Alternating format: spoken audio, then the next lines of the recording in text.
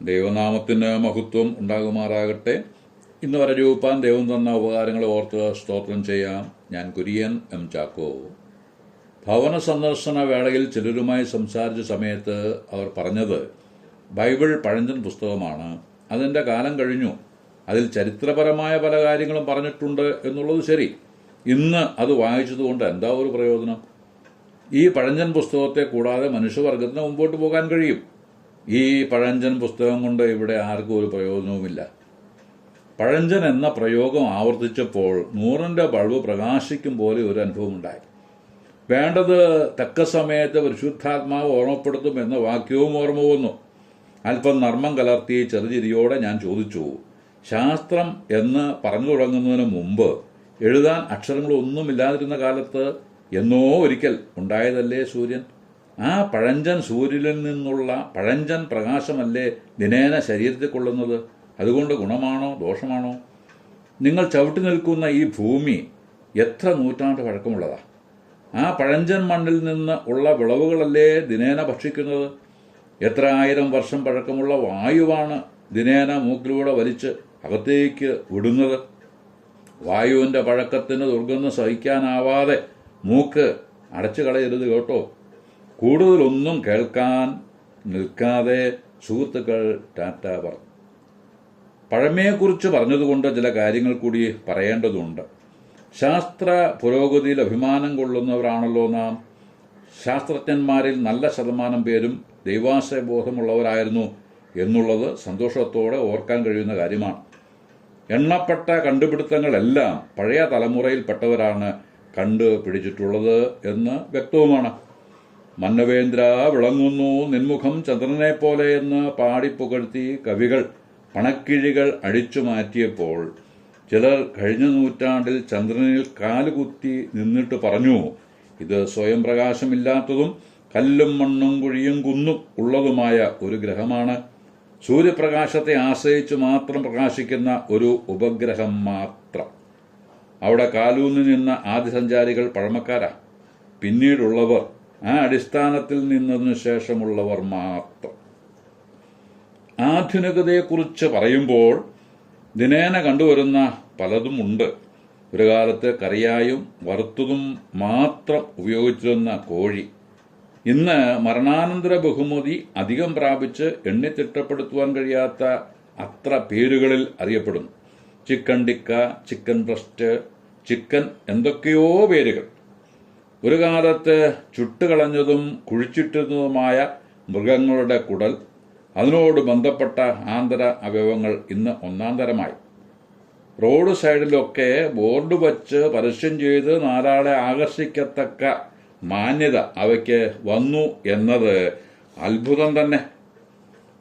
ഒരു കാലത്ത് ഏകാന്ത സ്ഥലങ്ങളിലും കുറ്റിക്കാടുകളിലും അവയുടെ മറപിടിച്ചും മാത്രം അപൂർവമായി മാത്രം കേട്ടിരുന്ന പലതും, ബൈബിൾ ഭാഷയിൽ പറഞ്ഞാൽ ലജ്ജയായത് പലതും ഇന്ന് സമൂഹത്തിന് മുന്നിൽ അംഗീകൃതമായി തീർന്നു.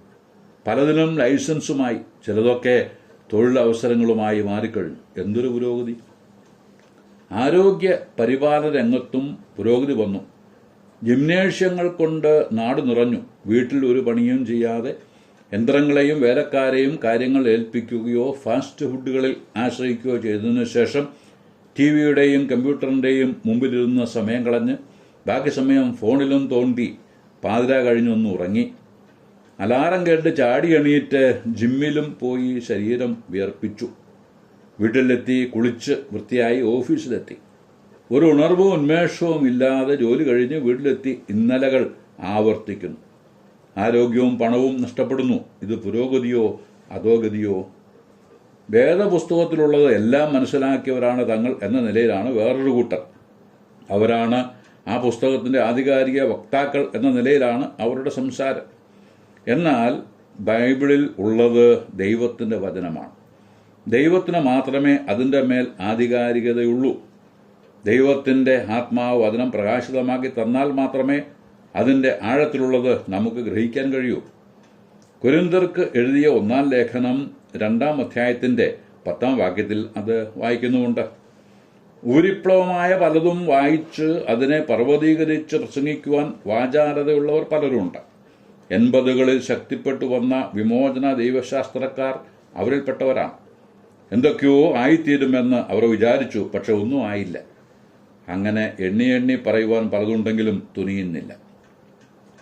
പരിശുദ്ധാത്മാവിന്റെ കാര്യനിർവഹണ പരിപാടിയിൽ പ്രധാനമായതിൽ മറ്റൊന്ന് കർത്താവിന്റെ ഉപദേശങ്ങൾ നമ്മെ ഓർപ്പിക്കുക എന്നതാണ്. യോഹന്നാന്റെ സുവിശേഷം 14:26 പറഞ്ഞ പരിശുദ്ധാത്മാവ് നിങ്ങൾക്ക് സകലവും ഉപദേശിച്ചു തരികയും ഞാൻ നിങ്ങളോട് പറഞ്ഞതൊക്കെയും നിങ്ങളെ ഓർപ്പെടുത്തുകയും ചെയ്യും. എത്ര ആശ്വാസകരമായ വാക്കുകളാണവ. വേണ്ടത് വേണ്ട സമയത്ത് വേണ്ടതുപോലെ നമ്മെ ഓർപ്പിച്ച് വഴി നടത്തുന്ന നല്ല സ്നേഹിതൻ. ഇത് എന്നെപ്പോലെ അനവധി പേർ അനുഭവിച്ചിട്ടുള്ള യാഥാർത്ഥ്യവുമാണ്. ദൈവത്തിന്റെ ആത്മാവ് നമ്മുടെ മേൽ ആവസിക്കുന്നതിനാൽ നമുക്ക് അധികാരത്തോടും ശക്തിയോടും കൂടെ പ്രസംഗിക്കുവാനും പ്രബോധിപ്പിക്കുവാനും കഴിയും. അപ്പോൾ കർത്താവ് നമ്മുടെ സാക്ഷ്യത്തെ അനുഗ്രഹിക്കുകയും പ്രവർത്തനത്തെ മാനിക്കുകയും ചെയ്യും. ദൈവം ഉപയോഗിക്കുന്നത് നാം രൂപപ്പെടുത്തിയ സിദ്ധാന്തങ്ങളെയോ ഉപദേശത്തെയോ അല്ല, നമ്മിലുള്ളതും നമ്മിൽ നിന്ന് പുറപ്പെടുന്നതുമായ ദൈവത്തിന്റെ വചനത്തെ പരിശുദ്ധാത്മാവ് പ്രകാശിതമാക്കി സമ്പുഷ്ടവും നവ്യവും ചിന്താദീപ്തവുമായി സാക്ഷിക്കുവാൻ നമുക്ക് പ്രാപ്തി നൽകും. ദൈവത്തിന്റെ വചനത്തിന് മറ്റൊന്നിന്റെയും പിൻബലം ആവശ്യമില്ല. വചനം സ്വയം വാദിച്ച് അനുഗ്രഹീത ഫലങ്ങൾ ഉളവാക്കിക്കൊള്ളും. കൊരിന്ത്യർക്കെഴുതിയ 1-ാം ലേഖനം 2:9 വായിക്കുന്നത്, ദൈവം തന്നെ സ്നേഹിക്കുന്നവർക്ക് വേണ്ടി ഒരുക്കിയിട്ടുള്ളത് കണ്ണ് കണ്ടിട്ടില്ല, ചെവി കേട്ടിട്ടില്ല, ഒരു മനുഷ്യന്റെയും ഹൃദയത്തിൽ തോന്നിയിട്ടുമില്ല എന്നത്രേ. ഈ വേദഭാഗം പലരും പല സന്ദർഭങ്ങളിലും ഉദ്ധരിക്കുന്നത് കേട്ടിട്ടുണ്ട്. സ്വർഗീയ കാര്യങ്ങളെക്കുറിച്ച് സംസാരിച്ചു തുടങ്ങുമ്പോൾ അവർ പറയും, നമുക്ക് സ്വർഗത്തെക്കുറിച്ച് ഒന്നും അറിഞ്ഞുകൂടാ, മനുഷ്യഹൃദയങ്ങളിലേക്ക് ആ അറിവ് കടന്നു ചെന്നിട്ടുമില്ല, എല്ലാം നമുക്ക് ഊഹിക്കാനും ആശിക്കാനും മാത്രമേ കഴിയൂ. ഇത് പറഞ്ഞ് അവർ വീണ്ടും ആ വാക്യം ഉദ്ധരിക്കാറുണ്ട്. നല്ല ശതമാനം മനുഷ്യർക്കും പറ്റുന്ന പരാജയമാണത്. തുടർമാനമായ വചനം വായിക്കില്ല. ഏതെങ്കിലും ഒരു വചനം പ്രകാശിതമായി കിട്ടിയാൽ അത് ഉദ്ധരിച്ചുകൊണ്ട് നടക്കും. ഫലം അന്ധന്മാർ ആനയെ കാണാൻ പോയതുപോലെ ഇരിക്കും. ഒരാൾ ചെന്ന് പിടിച്ചത് ആനയുടെ കാലിലായിരുന്നു. അയാൾ പറഞ്ഞു, ആന തൂണുപോലെയാണ് എന്ന്. ഉയര കൂടുതലുണ്ടായിരുന്ന ആൾ ആനയുടെ ശരീരത്തിൽ പരതിയതിനു ശേഷം പറഞ്ഞു, ആന പാറ പോലെയാണ് എന്ന്. അടുത്തയാൾ വാലിൽ പിടിച്ച് പരിശോധിച്ചതിനു ശേഷം പറഞ്ഞു, ആന ചൂലുപോലെയാണ്. ആന ഇങ്ങനെയൊന്നുമല്ലല്ലോ. കാഴ്ചയുള്ള ആളോട് ചോദിച്ചു നോക്കുക, ആനയെക്കുറിച്ച് വ്യക്തമായി അയാൾ പറയും. അതുപോലെ 1 കൊരിന്ത്യർ 2:9 ശേഷം 10-ാം വാക്യം വായിക്കൂ. അവിടെ എന്താണ് എഴുതിയിരിക്കുന്നത്? നമുക്കോ ദൈവം തന്റെ ആത്മാവിനാൽ വെളിപ്പെടുത്തി തന്നിരിക്കുന്നു. ആത്മാവ് സകലത്തെയും ദൈവത്തിന്റെ ആഴങ്ങളെയും ആരായുന്നു എന്ന് വച്ചാൽ ദൈവം നമുക്ക് അറിയേണ്ടതെല്ലാം വെളിപ്പെടുത്തി തന്നിട്ടുണ്ട് എന്നു സാർ. അതുതന്നെയാണ് ആത്മാവിന്റെ പ്രവൃത്തിയും. തുടർന്നുള്ള കാര്യങ്ങൾ അടുത്ത പാഠത്തിൽ ചിന്തിക്കാമെന്നാശിച്ച് വാക്കുകൾക്ക് പൂർണ്ണവിരാമം കുറിക്കുന്നു. ദൈവനാമം മഹത്വപ്പെടുമാറാകട്ടെ.